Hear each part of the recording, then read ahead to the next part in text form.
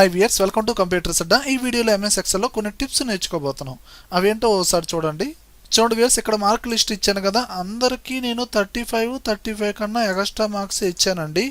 ఇప్పుడు నేను ఈ మార్క్స్లో 35 కన్నా లోపు అంటే 35 లోపు ఎంటర్ చేశాను అనుకోండి, ఏం జరిగిద్దో చూడండి. ఇక్కడ నేను 32 ఇచ్చి ఎంటర్ కొట్టానండి. ఆటోమేటిక్గా ఏమైంది, ఫెయిల్ అని వచ్చింది. చూడండి, ఇక్కడ నేను 21 ఇదిగోండి, అలానే ఇక్కడ 10 ఎంటర్ చేశాను. ఆటోమేటిక్గా ఏంటి, ఫెయిల్ అని వచ్చేస్తుంది. మరి ఇది ఎలా వచ్చింది అంటే, అక్కడ 35 లోపు మార్క్స్ ఎంటర్ చేస్తే ఆ నెంబర్ ఎంటర్ అవ్వకుండా ఫెయిల్ అనే వర్డ్ వచ్చేస్తుంది. అలానే ఇంకో టిప్ చూడండి, ఇక్కడ నేను స్టేటు దాని జిఎస్టీ కోడ్ ఎంటర్ చేశాను కదా. ఇప్పుడు నాకు ఈ స్టేటు జిఎస్టీ కోడ్ సపరేట్ చేయాలి. సపరేట్ చేయడం కోసం డిఫరెంట్ ఫార్ములాస్ వాడతాం. అవసరం లేకుండా నేనేం చేశానంటే, ఈ కోడ్ని కాపీ చేసి జిఎస్టీ కోడ్ దగ్గర పేస్ట్ చేసి డైరెక్ట్గా వేరే షార్ట్ కట్ వాడాను. ఏమైంది, ప్రతిదానికి జిఎస్టీ కోడ్ అనేది పేస్ట్ అయింది. మరి నేను ఎలాంటి షార్ట్ కట్ యూజ్ చేశాను. అలానే ఇంకో ట్రిక్ చూడండి, ఇక్కడ మనం ఇక్కడ మల్టిపుల్ సెల్స్ని సెలెక్షన్ చేయాలంటే ఇలా నార్మల్గా సెలెక్షన్ చేసుకోవచ్చు. కానీ బాగా లార్జ్ డేటా సెల్స్ని, మల్టిపుల్ సెల్స్ ఎక్కువగా ఉన్నప్పుడు అట్ ఎ టైం ఒకేసారి సెలెక్షన్ చేయొచ్చు. అలానే ఈ వీడియోలో ఇంకో బోనస్ ట్రిక్ కూడా ఉంది. ఇలా ఈ టోటల్ టిప్స్ అనేది ఇప్పుడు మనం స్టెప్ బై స్టెప్ ఇప్పుడు చూద్దాం.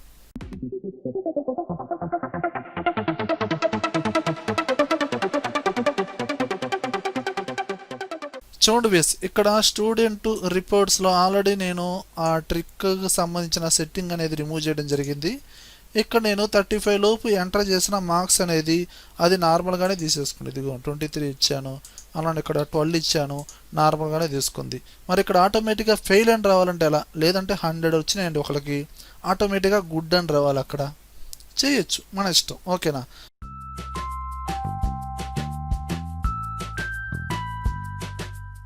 ఇప్పుడు దీనికోసం మీరు ఏం చేస్తారంటే, మీరు ఎక్కడైతే ఎంటర్ చేస్తారో ఆ పర్టికులర్ సెల్స్ మొత్తం సెలెక్షన్ చేయండి. ఈ 6 సబ్జెక్ట్స్ మార్క్స్ ఉన్నాయి కదండి, ఈ మొత్తం సెల్స్ని సెలెక్షన్ చేసి మీరు డైరెక్ట్గా Ctrl+1 ప్రెస్ చేయండి. ఫార్మేట్ సెల్స్, ఇందులో కస్టమ్లోకి వెళ్ళండి. ఇక్కడ జనరల్ టైప్ జనరల్ ఉంది కదండి, ఈ జనరల్ అనేది రిమూవ్ చేసి ఇక్కడ ఏమి యూజ్ చేస్తారంటే, ఓపెన్ బ్రాకెట్ లెస్ దాన్ 35 లోపు ఎంటర్ చేస్తే మళ్ళీ క్లోజ్ బ్రాకెట్ డబల్ కోట్స్లో ఏం రావాలి, ఫెయిల్. మళ్ళీ డబల్ కోట్స్ ఏం చేయండి, సెమీకోలన్, చివరిలో హ్యాష్ సింబల్ యాక్షన్ చేయండి.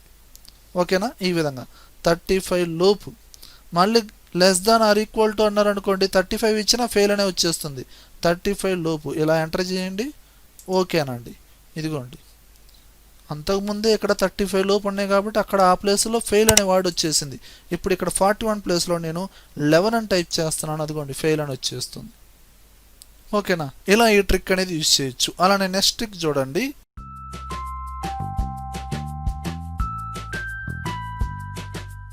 ఇక్కడ ప్రీవియస్గా ఏం చేశారంటే, ఇక్కడ డేటా ఉందో చూడండి, డేటా అనేది మనకి ఒకే సెల్లో స్టేటు దాని జిఎస్టీ కోడ్ ఇచ్చానండి.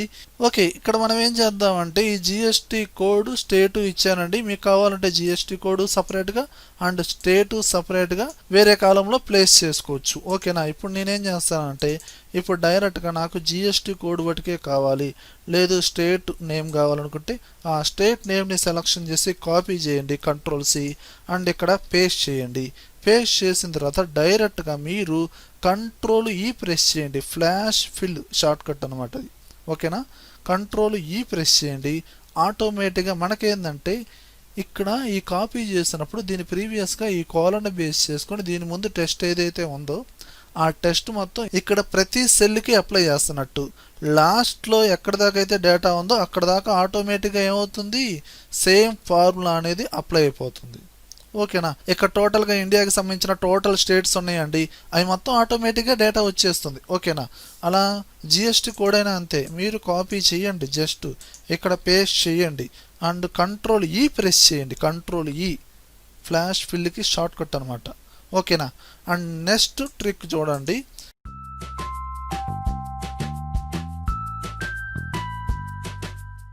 మల్టిపుల్ సెల్స్ సెలెక్షన్ చేస్తున్నాను. B3 నుంచి J. ఓకేనండి.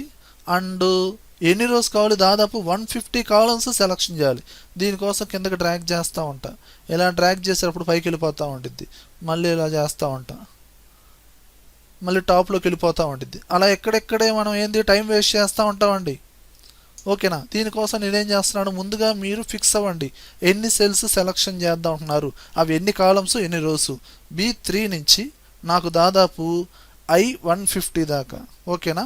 ఇక్కడ నేనేం చేస్తున్నాను, B3 నుంచి కావాలి కాబట్టి ఈ సెల్ని సెలెక్షన్ చేసి డైరెక్ట్గా మీరు కీబోర్డ్లో F5 ప్రెస్ చేయండి. గో టు అనే డైలాగ్ బాక్స్ ఓపెన్ అవుతుంది.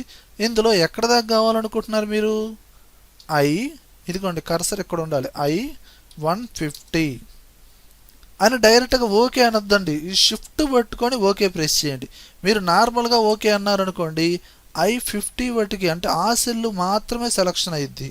అంటే మీరేం చేయాలి, నేను మళ్ళీ బ్యాక్ వచ్చాను, B3 కీబోర్డ్లో F5 ప్రెస్ చేయండి. ఇక్కడ I150 షిఫ్ట్ పట్టుకొని ఓకే అనండి. ఇదిగోండి టోటల్గా సెలక్షన్ అయింది. ఇలా మల్టిపుల్ సెల్స్ని సెలక్షన్ చేసి మీకు కావాల్సిన ఫార్మేట్ అప్లై చేసుకోండి. అండ్ లైక్ బోర్డర్స్ కావచ్చు, దానికి బ్యాక్గ్రౌండ్ కలర్స్ కావచ్చు.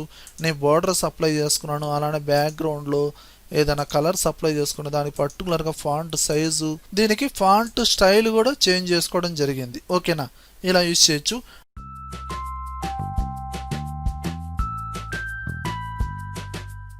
అండ్ వేరే బోనస్ ట్రిక్ ఏంటంటే, ఇది కామెంట్ సెక్షన్లో కూడా అడిగారండి. జనరల్గా ఇప్పుడు మీ ఎక్సెల్ ఫైల్లో ఒక షీట్లో బాగా లార్జ్ డేటా ఉంది, అది ఎక్కువ డేటా వల్ల ఆ షీట్ అనేది బాగా హ్యాంగ్ అయిపోవడం, ఓపెన్ చేసిన బాగా స్లో అవ్వడం ఇలా జరుగుతూ ఉంటుంది. అప్పుడు మీరు ఏం చేస్తారంటే, యాక్చువల్గా మీరు టైప్ చేసిన డేటా సేవ్ చేసేది ఎక్సెల్ ఫార్మేట్లోనే కదా, ఆ ఎక్సెల్ ఫార్మేట్ ఎక్సెల్ఎస్ ఆ ఫార్మేట్ కాకుండా బైనరీ ఫార్మేట్లో సేవ్ చేసుకోండి. ఎగ్జాంపుల్ ఇక్కడ చూడండి, మీకు ఇక్కడ ఫైల్ ట్యాబ్లోకి వెళ్ళి ఈ ఫైల్ని సేవ్ చేసి చూపిస్తున్నాను. సేవ్ చేసేటప్పుడు మనకి డిఫాల్ట్గా ఎక్సెల్ వర్క్ బుక్ అనే ఫార్మేట్లో సేవ్ అయ్యింది. అలా కాకుండా మీరు బైనరీ వర్క్ బుక్ XLSB ఈ ఫార్మేట్లో సేవ్ చేసుకోండి. అప్పుడు ఆ షీట్లో ఎంత పెద్ద డేటా ఉన్నా ఓపెన్ చేసేటప్పుడు వర్క్ చేసేటప్పుడు కొంచెం స్పీడ్గానే వర్క్ అయ్యింది. ఓకేనా. అంటే ఆ ఫైలు చాలా స్పీడ్గా ఉంటుంది. ఓకే వ్యూయర్స్, ఈ విధంగా MS ఎక్సెల్లో మన అవసరానికి తగ్గట్టుగా ఈ టిప్స్ అనేది ఈ విధంగా యూజ్ చేయొచ్చు. వ్యూయర్స్, ఈ వీడియోలో కంటెంట్ ఉంటేనే లైక్ చేయండి. లైక్ చేస్తారంటే నలుగురికి షేర్ చేసినట్లే. అలానే యూట్యూబ్ ఛానల్ ఇంతవరకు మీరు సబ్స్క్రైబ్ చేసుకోబోతుంటేనే సబ్స్క్రైబ్ చేసుకోండి. పక్కనే ఉన్న బెల్ ఐకాన్ని ప్రెస్ చేయండి. Thank you very much.